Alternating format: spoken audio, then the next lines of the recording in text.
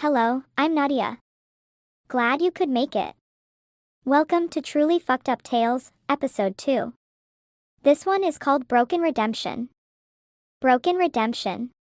James was once a respected cop in the city. He had dedicated years of his life to serving and protecting the innocent. But all it took was one mistake, one bad decision, to bring his world crashing down. James had fallen from grace and found himself on the wrong side of the law. Haunted by guilt and desperation, James devised a plan that could potentially solve his financial problems and offer a shot at redemption. He planned to rob a bank. He knew it was a desperate act, but he felt it was his only option. Clinging to the hope that he could regain some of his lost honor, James resolved to make it right, or so he thought. The bank heist went awry from the very beginning. In the chaos that ensued, James found himself confronted by a security guard named Eliza. She was brave and determined to protect the innocent. Panicked and fearing capture, James acted on instinct, pulling the trigger. In that fateful moment, a life was lost. The weight of his actions crushed James' spirit. What started as an attempt to restore his tarnished reputation had now turned into an irredeemable crime. Consumed by remorse, James knew he had to escape the scene before the authorities arrived. James fled from the bank, leaving behind the echoing screams and shattered lives. He knew that the law would be relentless in their pursuit. Seeking refuge, he stumbled upon an old, dilapidated farmhouse nestled in the outskirts of town. It seemed like the perfect hiding place. Days turned into nights as James hid in the desolate farmhouse, wrestling with his conscience and the weight of his choices. The creaking floorboards and gusts of wind through broken windows only served as reminders of the chaos he had caused. Each moment in isolation intensified the realization that he could never truly escape the consequences of his actions. Just as James had resigned himself to his fate, a figure emerged from the shadows of the farmhouse. It was Marcus, Eliza's brother, driven by a relentless thirst for revenge. Marcus had learned of James' whereabouts and had come to seek justice for his sister's untimely death. Face to face with Marcus, James could see the burning rage in his eyes.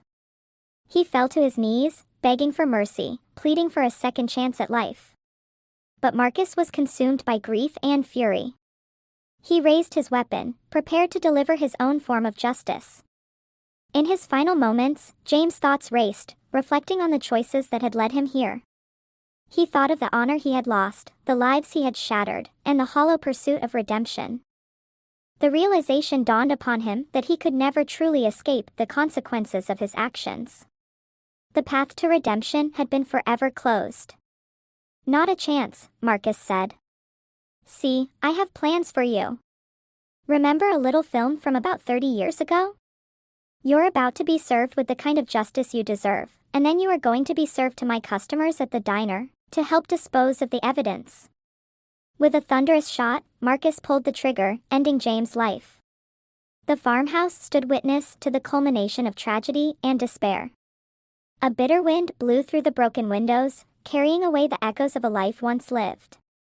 The news of James' desperate act, followed by his complete disappearance without any trace whatsoever, sent shockwaves through the community.